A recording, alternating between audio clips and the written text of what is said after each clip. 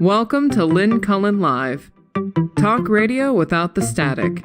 Email your questions and comments to lynncullenshow@gmail.com. And now your host, Lynn Cullen. Hey there, and a good morning to you. It's March 20. I have to look to make sure it's March 20, folks. And time marches on. Oh dear. It's one of those days. Oh dear. I wish I could find more lighthearted stuff. And you guys don't want to talk about all the conspiracy theories about Princess Kate. So you're no fun at all. So we're stuck with this heavy-duty crapola. Except, actually, you know what? I can start with, Duane getting into the NCAA tournament, which is very exciting. I think they play tomorrow, right? And something I found out that I did not know is that their coach, who, by the way, will retire after the tournament, but he's very much responsible for bringing the team up to this level, that he coached, you probably know it, I just didn't, he coached LeBron James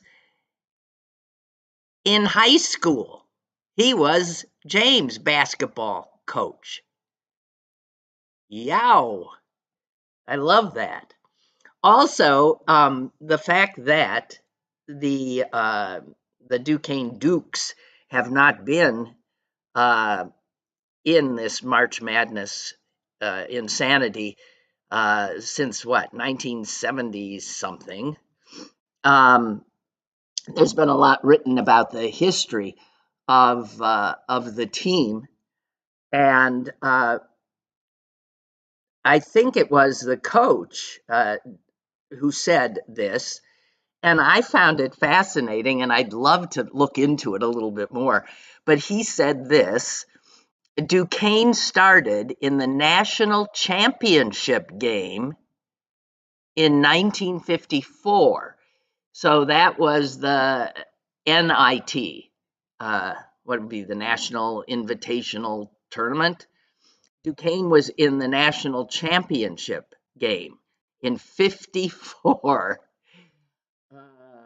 Many of you are not alive. Some of us were, but we were little things.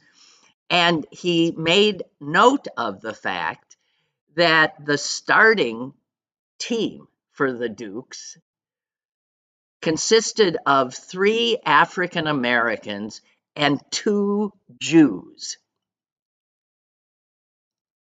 And he was always struck by that because obviously Duquesne is a Catholic university. Not that the African Americans might not have been Catholic, but the odds are they weren't.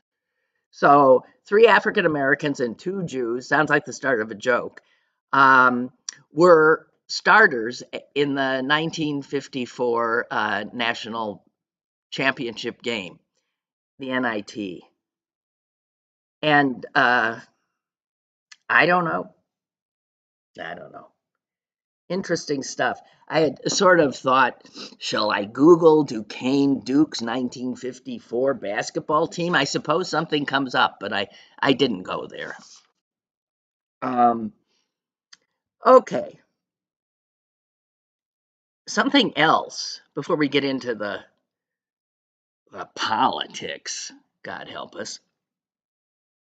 Something else that I came across recently was that it is now determined that the rate of incest is much greater than anyone ever knew. Here's the reason why. In most cases of incest, the people involved cover it up, or at least the perpetrator covers it up, because in most cases of incest, It involves a father or an older brother sexually assaulting, raping a daughter or sister. And those things get covered up in families.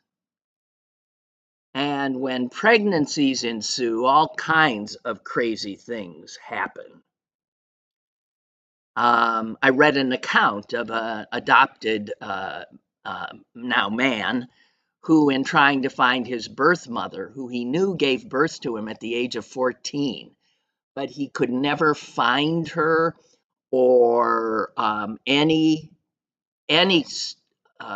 document that mentioned who his father was, and he doggedly, just kept looking and looking and looking and looking, and he finally and sadly came upon the reality that his father was also his uncle, because his mother was raped by her brother. And it was her parents, God almighty. So this goes on in families, and it gets covered up, so people do not know. What is happening increasingly is that because more and more people are getting their DNA checked, because of that, 23andMe and those other DNA collection sites are uncovering just an extraordinarily higher rate of incest than was generally known or thought to be true. It is taboo in, I think, every culture, but that doesn't mean it doesn't go on, and usually involves an underage girl being abused by a family member. And it cuts across all socioeconomic strata, cuts across all the things that we like. Well, our people wouldn't be involved. No, it's a human thing. And there's a name for it. It's called homozygosity. There is a woman who has become the go-to person when people suspect that they are the result of an incestuous relationship, and the only way you find the truth is through DNA profiling. And what they look for are runs of homozygosity, which is long stretches where the DNA inherited from one's mother and one's father are identical.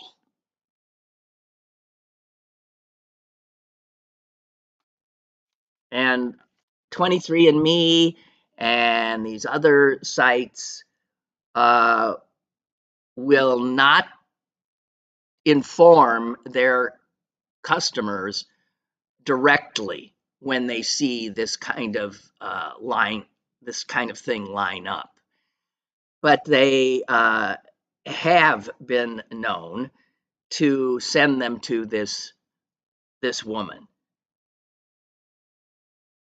And so, and I can't remember where I was reading all this. This woman became the keeper of what might be the world's largest database of people born of incest. And there's more than So you can imagine, like at a family gathering, somebody saying, "Hey, I'm getting my DNA done," and somebody or more than somebody breaking out in a cold sweat. Wow. It reminds me of the show I like, which was on last night, Finding Your Roots, with Henry Louis Gates. And last night, he had what was her name? What's her name? Roberts, the Julia Roberts, and Ed Norton, the actor. And Julia Roberts found out through DNA that she's not really a Roberts. The Roberts guy, now this went back, like great-grandfather, was not her. Roberts was not. Another guy, a married guy, whose mother lived near the woman who is her actual great-grandmother. So, the DNA gets these things out. Oh, the other fascinating thing is that Ed Norton, one of his great-great-great-great-great-grandmothers, is Pocahontas. Yeah, the Pocahontas. And it's an absolute, it isn't, he said, in our family, there was that sort of some people would say, oh, we're related to Pocahontas. And and most other people in the family would roll their eyes. Well, they proved it. Absolute DNA trail to Pocahontas. Man, that's cool. Okay. Now that's the best I can do, guys, for avoidance of the usual horrors. And I see on a local level, there's been a terrible, terrible fire in Jeanette.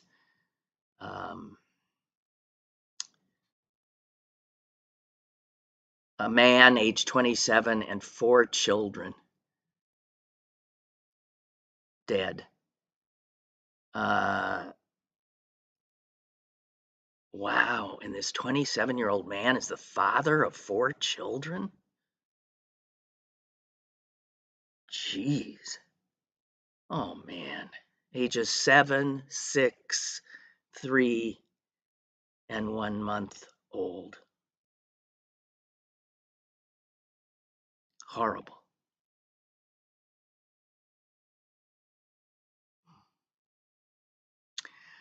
Okay, well, there were some primaries yesterday. One next door, the one that I think got watched the most, in Ohio. And sure enough, Donald Trump's anointed candidate, a loathsome fellow, beat out 2 less loathsome fellows with no trouble at all. And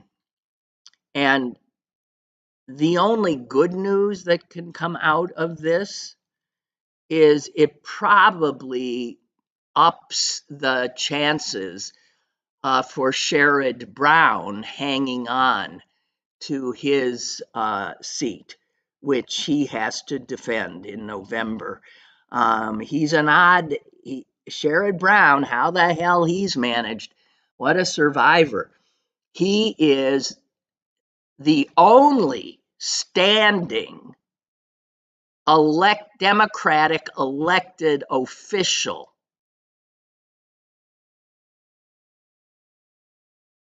in the state of Ohio. I'm sure there's some Democrats at lower levels in counties and maybe mayors here and there, but what I'm talking about is at the state level, it is red, except for Sherrod Brown. And what's fascinating about him is that he is not, you would think, a guy hanging on like that, elected and then reelected, as the state he's being elected from turns redder and redder and redder, and he is not, I wouldn't call him like a moderate Democrat. He tends to be more to the left of the more moderate Democrats. He's extremely liberal, and yet he gets elected. What a magician. I've always thought of him as a magician. He's the one I gave some money to recently, which has gotten me inundated with all kinds of requests, 15, 20, 25 a day from candidates all over the country. But he's got a rough road, even running against this lunatic. I mean, it's a Trumpian lunatic that won. So it ups his chances a bit to be running against that. But Ohio has increasingly gotten more and more and more conservative. I don't know. It could be that Sherrod Brown will be able to hang on by the way he always has, which is economic issues and just the fact that he's known. And the abortion issue might help him in this race in November. And it could be that if there's such a revulsion to Trump at the top of the ticket that plays out and down through the ballot, it could be that, I don't know. Guys, it's scary. The other glimmer of hope in the primary races that people are noticing is that there is a pretty good, I don't want to say sizable, there's a hunk, maybe hunk's the wrong word if it's not sizable. There is it's bigger than a sliver and smaller than a hunk. What would that be? But that's what I'm talking about. The number of Republican primary voters who yesterday did not vote for Trump.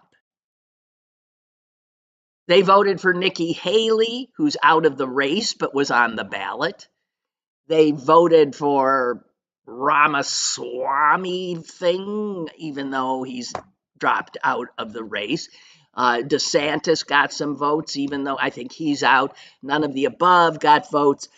But what's fascinating is, well, it's 20%, close to 20%. Maybe you could say that is a hunk. About 1 in 5 Republican primary voters did not vote for Trump in Illinois, in Ohio, in Florida, and in Arizona yesterday. 1 in 5.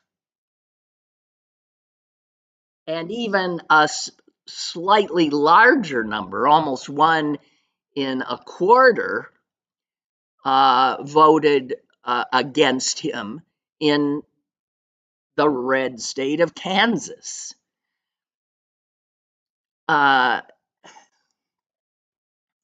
other thing we're hearing from the people who poll people as they exit, those would be the exit pollsters, is that they are seeing about half of the people who voted for Haley rather than Trump saying they will vote for Joe Biden in the general election. And those are the good news takeaways from a frightening time. Good God. I think it was Jennifer Rubin in she's the Wall Street Journal, right? Who wrote today that it was time. I'm not sure it's the right time myself, but that it was time that I'm going to see if I can find her. I guess I didn't. No. I thought maybe I had forwarded it to myself. I didn't. That it was time for the people who were closest to Trump, I mean, who worked with him most closely, such as his chiefs of staff, such as cabinet members, that they need, the ones that have already said he's batshit crazy and he is not up for this job, that he is a danger, that they need to be more forceful. They need to get out there.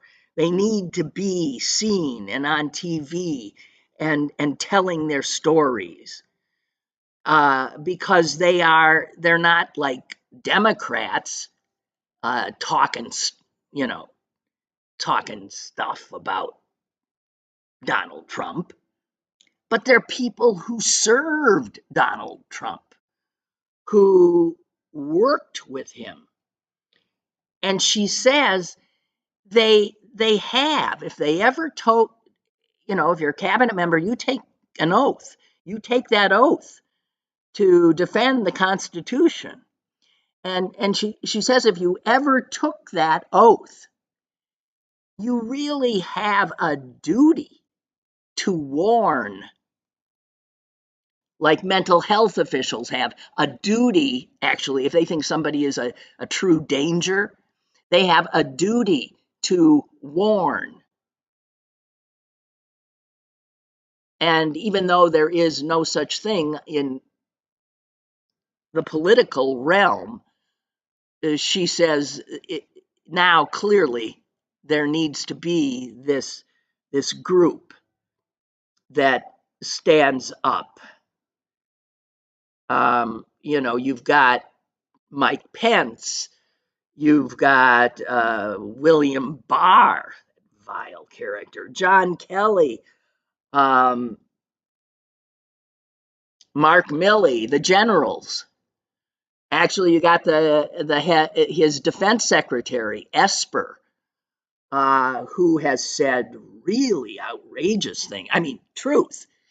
He was so freaked when Trump did that walk where he, with Milley and the holding up the Bible. I can't even remember what that was about. Was that his response to Black Lives Matter? I can't even remember what it was. But Esper has said that he had wanted, as President Trump had wanted to deploy active duty troops in Washington, D.C. And that he had suggested that those troops actually shoot the demonstrators. Americans, active duty military shooting Americans. Now, Esper heard that from Trump's lips. That kind of thing needs to be out there.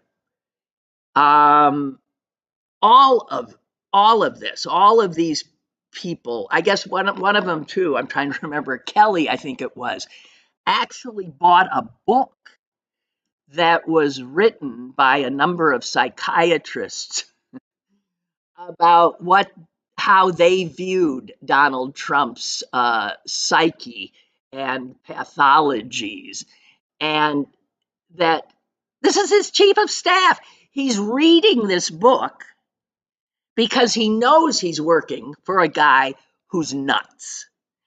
And he's not reading it to be told he's nuts. He read it because he wanted to see if there was any advice in the book about how to handle a lunatic. And to a man, these guys have used every adjective in the book. They called him unfit.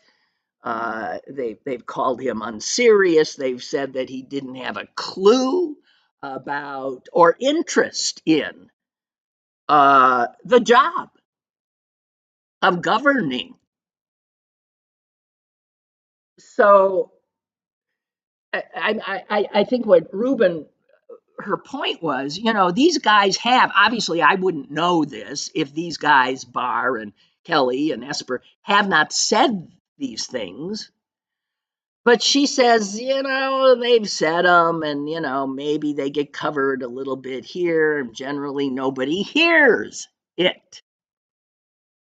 So that they need to be out there. They need to repeat and repeat. It can't be a one-off. They can't say, well, I came clean.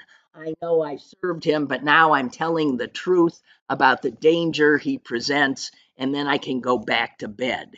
No, because we know that there are people who don't pay attention. So you've got to keep saying it and saying it and saying it to every kind of portal, news source that you can think of, so that you will reach more and more people. I think, I absolutely agree with her that this kind of even if they all got together or even made an ad, that's what they need to do. They just need to be elevated, their experiences elevated, so it breaks through to the people unlike us who just don't pay attention, but who will vote. Now, I think she's absolutely right. My concern is that I don't think that should happen yet.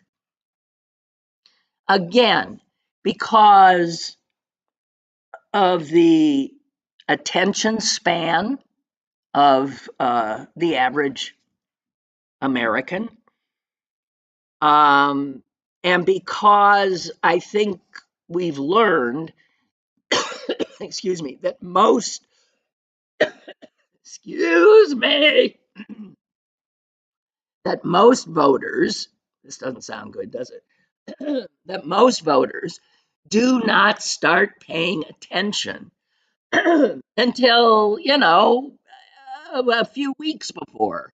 I really think that if you come out too early with this stuff, it ends up just getting buried again. I think these guys, maybe, toward the end of the election cycle as we're approaching, and given and also understanding about early voting, so get ahead of that there should be like a true campaign of these respected, highly placed people in his cabinet, in his White House, that need to speak the unvarnished truth to the American people. Well, I think Reuben's right. I just think timing of this kind of an effort is really important. So the fact that Trump can't come up with the money, who doesn't love that? The fact that Trump can't come up with the money for the court in his case in New York. The fact that all over the world they couldn't find one lender willing to take a risk on a known fraudster. Ha! But here's the negative of that. A desperate Trump, a humiliated Trump, is even a more dangerous Trump, right? More dangerous. And this guy, who for all we know is still holding on to some top secret papers, certainly information about American defenses, American security, we know, we have no doubt that for the right price, he'd sell some of that stuff, right? So, although he has always been considered a national security risk, or as that very, very conservative judge, whose name I'm blanking on, said to the December 6th committee, a clear and present danger. I'm one of the few people I know who can grievously injure myself while sitting still. Well, I obviously wasn't sitting still. I just cracked my elbow on the side of the table. Man, that hurts. Okay, so these are all the things that are sort of in my head right now, and none of them particularly happy. Milton, heading back to, I mentioned Julia Roberts. Milton says an interesting story about her. She was born and raised in Smyrna, Georgia. Her parents, Walter and Betty, she looks just like her father, by the way. She looks just like her. I'm looking at his picture. Her father, handsome man. Her parents owned an acting school, and it was highly regarded in the theater community in Atlanta. Smyrna is right outside, I guess, of Atlanta. And Milton tells us that one day Coretta Scott King called Julia Roberts' mom and asked if her children could attend the school. They had struggled to find an acting school, God, that would accept their children. I can't imagine why. Good God in heaven. And obviously, Julia Roberts' mom said, of course. And the two families, the Roberts family, and although we found out that Roberts really shouldn't have been her last name, the Roberts family and the King family got tight. And when Julia was born, her parents were struggling financially, and it was the Kings that offered to pay the hospital bill. Wow. What an amazing story.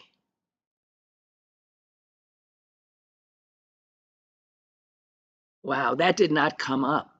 It should have come up last night in that show. Huh.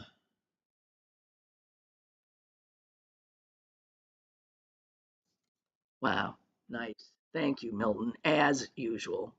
I'm always thanking Milton for the things he sends me. My gosh.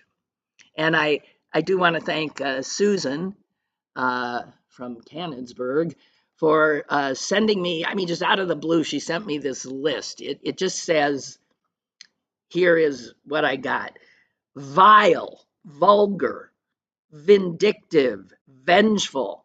Man, those are just the V's. Vile, vulgar, vindictive, vengeful. We get to M's: maniacal, mendacious, racist, stupid, inhumane. And she trailed off there and she said, I know I'm preaching to the choir, but I feel somewhat better by venting. Obviously, the heading of her email was Trump is. You know, I'm always looking for adjectives because you get stuck on certain adjectives. And vile, I know I used. Vindictive, vengeful, maniacal, stupid, mendacious, racist. I mean, my God, what a horrible, horrible, horrible human being. And more frightening than his horribleness is, of course, the fact that our country ever put him in the White House and now is thinking of possibly doing it again. How is that even conceivable? Got a caller here. Hello there. Good morning, Lynn. How are you? I'm good. How are you? Good. I just have one brief question. I saw this morning where the Republicans again are trying to impeach Biden. I mean, I thought the whole thing was over. You saw again? They are? They won't drop it? What? And what? Yeah. What? They're in court again today. You're kidding. Live. And no, I'm not kidding. Well, I thought maybe. No, I don't know. I didn't even hear it. You knew the answer. No, I mean, here's the answer. The answer is that's all they do. They're incapable of governance. So they are simply putting on their sideshow. And it doesn't matter if there's no there. And there isn't. I mean, it's amazing. I think they've dropped the Mayorkas thing went down. Their effort to impeach him went down. But the Biden thing, even though it imploded in their faces, they were humiliated over and over again.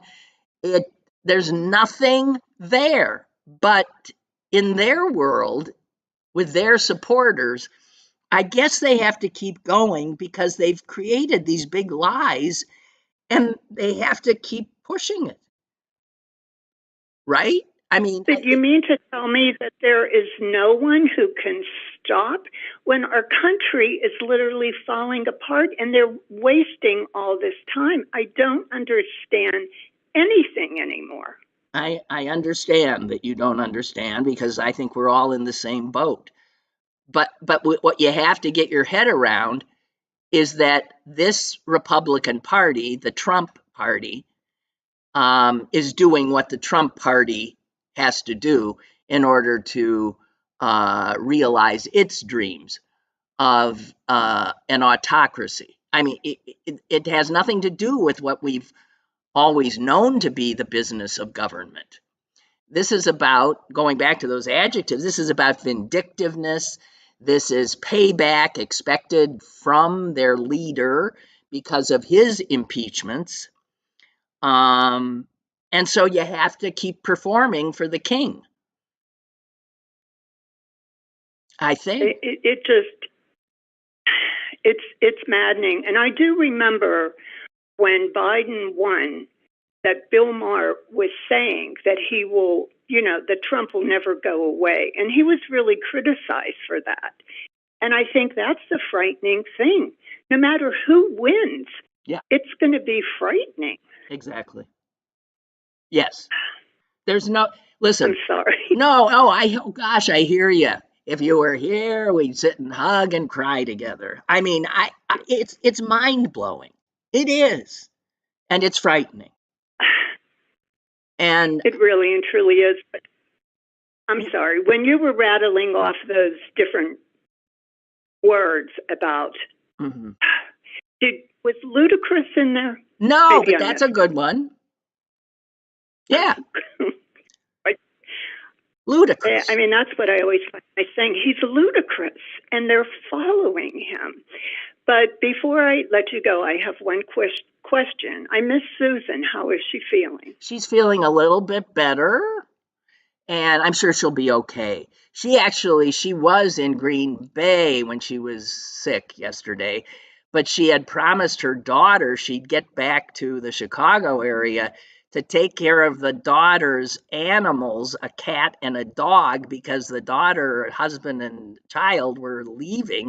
And so I'm not sure, but I think she's driving back there sick to do that.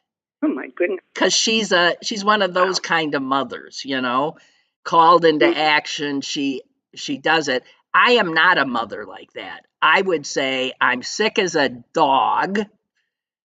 Call somebody else up and let them take care of the damn cat and dog till I'm feeling better. But she wouldn't do that. I agree. And one other question. Yeah.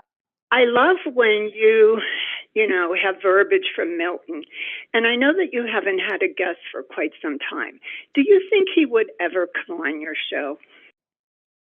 Well, Milton, he's listening right now. Would you ever come on my show? He's just so brilliant. Milton, I would love it. He's just so brilliant. I just think I would love to hear him. Me too. Good.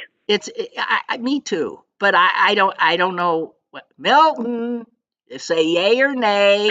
We hope it's yay. But you should know that, yeah, you would be I'd love it to spend an hour in conversation with Milton, because he's wonderful. And he is brilliant. Yes, I agree. So thank you for all of that. I appreciate it. Well, I'm sorry to be a downer, but when I turned CNN on and saw that this morning, I thought, I'm living in some kind of, I think I am living in a nightmare, but yeah. I couldn't believe it. I just thought this was over and done with, and I guess it isn't. Obviously. No. Well, listen, anyway. Okay. It won't be for a long time. I mean, this year, because of the election, and then even, as you say, even if we prevail at the election, it will not be over. There's literally tens of millions of Americans who are a danger right now to the Republic. And some of them will act out for their guy. And I'm sure that acting out will be his kind of the acting out that he lets loose, which we see is violence, intimidation, terror. I think it was on Lawrence O'Donnell last night. They had a clip from Fox News, and it was about a new pair of tennis shoes that Biden had on that had a lot of arch support. And I just thought, oh, my God.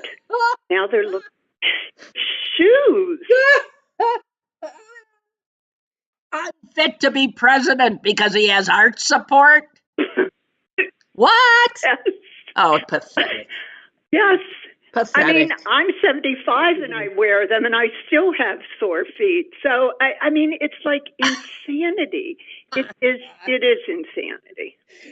Oh, God. Well, I'm glad I made you laugh, Lynn, because, I sound like the bearer of bad news. But anyway, I hope you hear from Milton and have a pleasant day. Thank you. And same to you. Thank you. You Bye. Take care. Okay, bye-bye. Oh, man. Yeah, guys, we need to just hang together. I mean, what else are we to do? We need to hang together or we'll hang separately.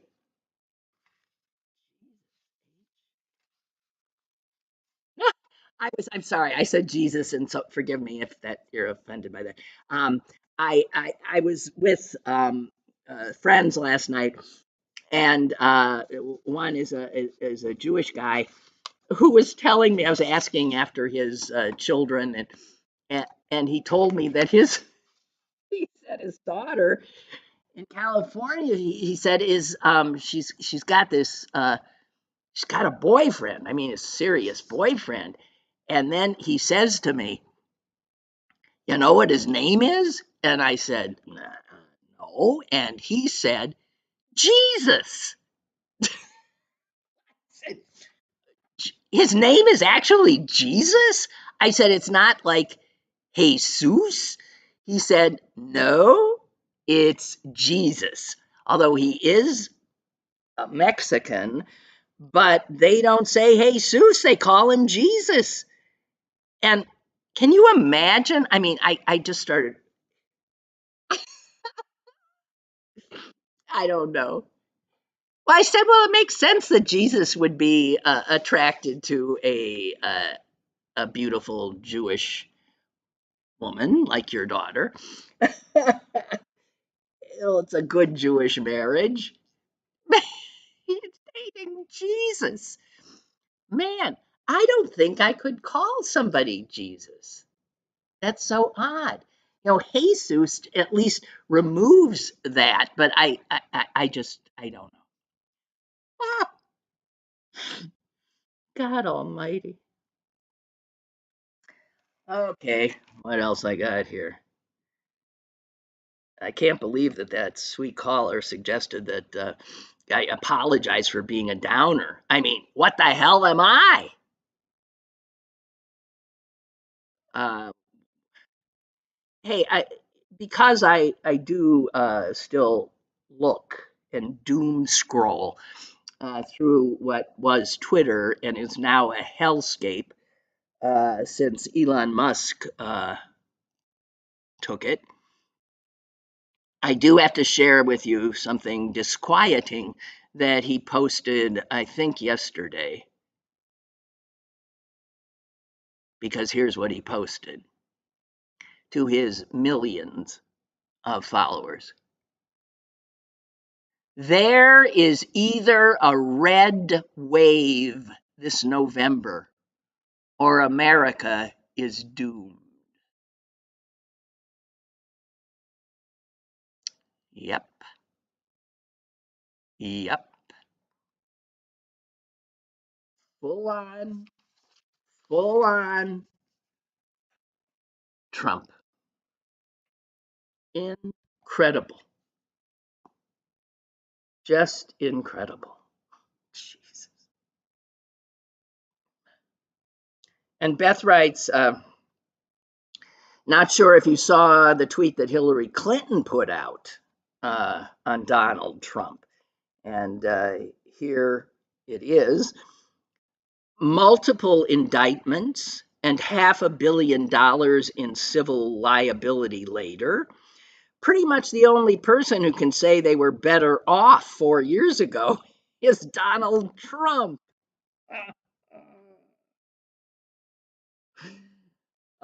And Beth says the only tweet she could have done that would have been better is lock him up. Oh my God. Oh my God.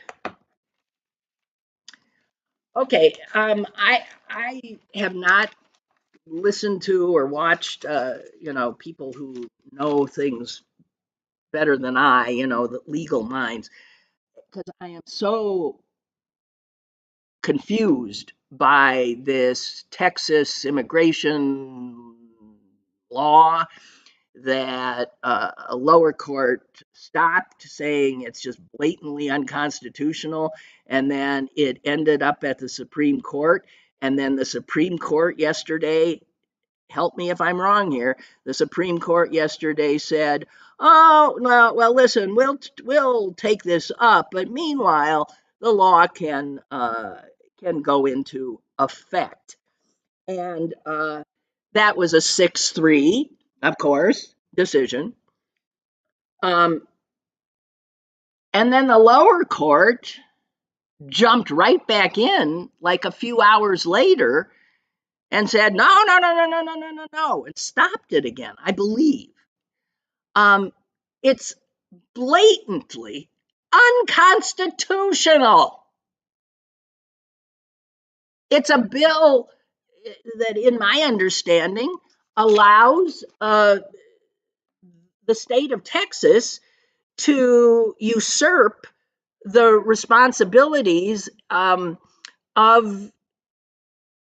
the federal government, allowing them to detain people crossing the border. It makes them into. It totally usurps the responsibilities of the federal government. That the court wouldn't just immediately. I am so blown away by it. This is a court. Here's all I want to say, because I don't comprehend it.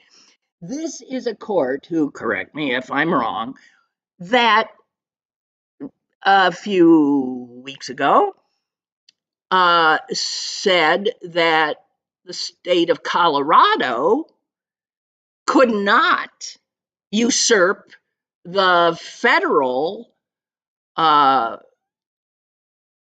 right to deal with a national election. In other words, that they couldn't say Trump couldn't be on their ballot, because if they allowed that, then other states would start, we wouldn't have a national ballot, which I think is bullshit.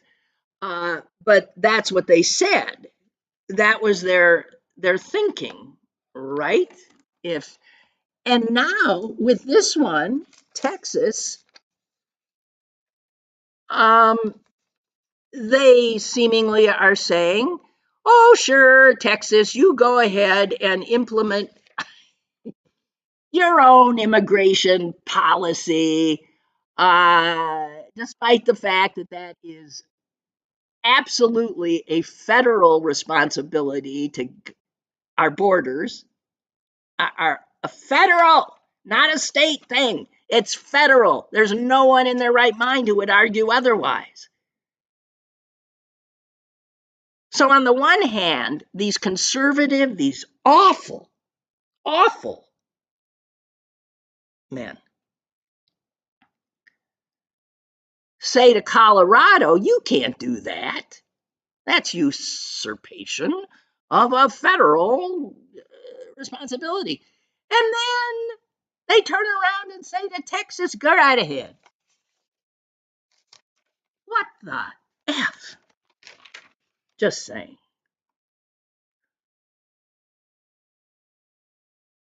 Okay, so I have to tell you something that I love.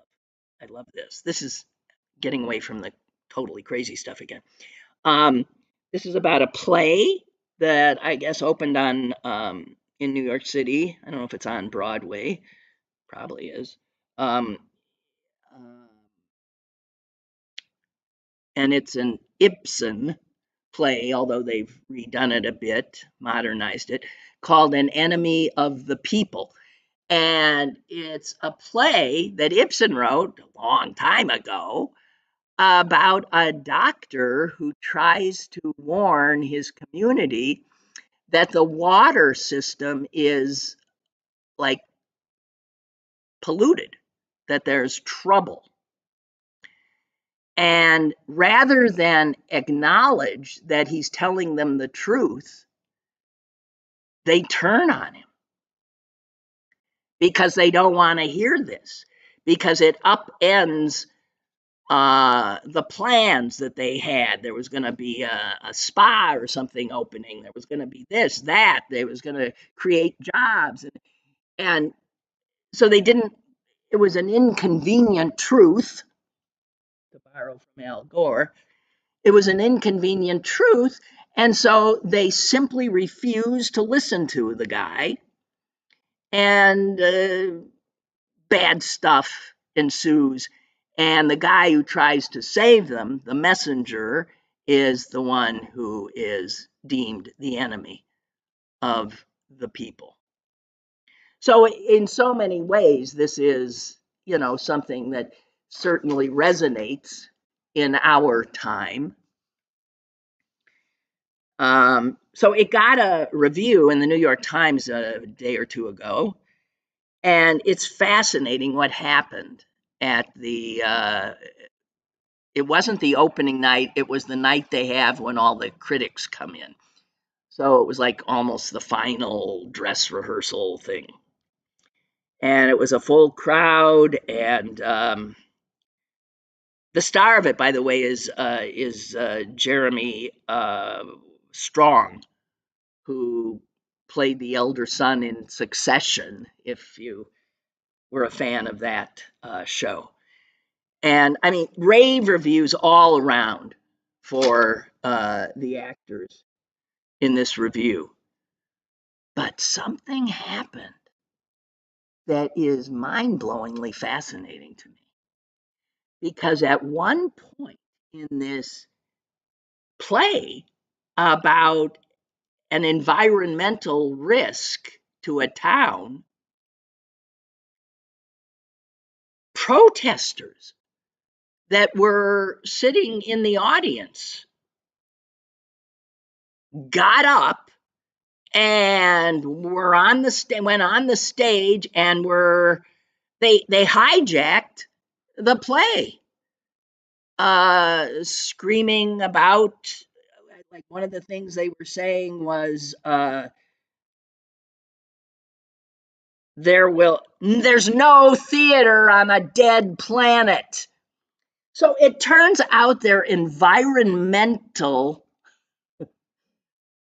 protesters hijacking a play about someone trying to save the environment. It is so bizarre. Apparently, the actors sort of tried to incorporate them for a while into it until finally, I guess, security got rid of them. But for a lot of people in the audience, when it happened, there was that confusion as to whether or not it was part of the play, which suggests a brilliance on the part of the protesters in choosing where to stage this. But on the other hand, the critic says the opposite. He said, why would you disrupt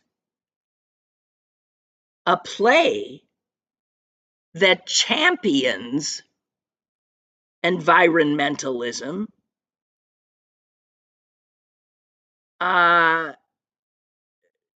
because you have to assume that you're going to be making the people who are already there and taking this in, they're not the ones who need to hear what you're saying.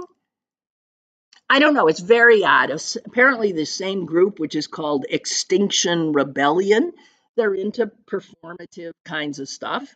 They also have interrupted I think, the opera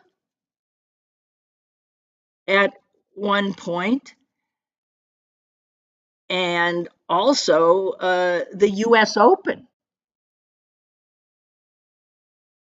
And they note that they believe that disrupting things that people love is a way to get their message out.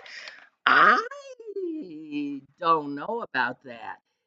It's like the same crowd that defaces artwork, right? Some of these environmental protests are so bizarre to me. So bizarre.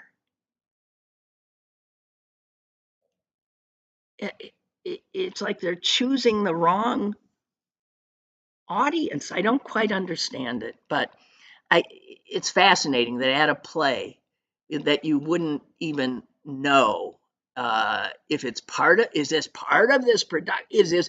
It would have been so confusing to be in the audience. Anyway, I wanted to tell you that because I found it interesting.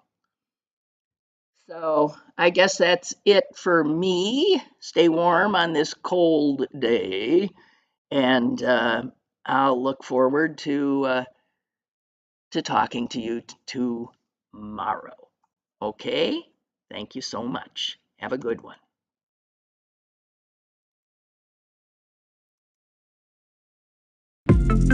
Lynn Cullen Live, Monday through Thursday from 10 a.m. to 11 a.m. and archived at pghcitypaper.com. The opinions expressed on Lynn Cullen Live are those of the host and do not necessarily reflect the viewpoints of Pittsburgh City Paper or its advertisers.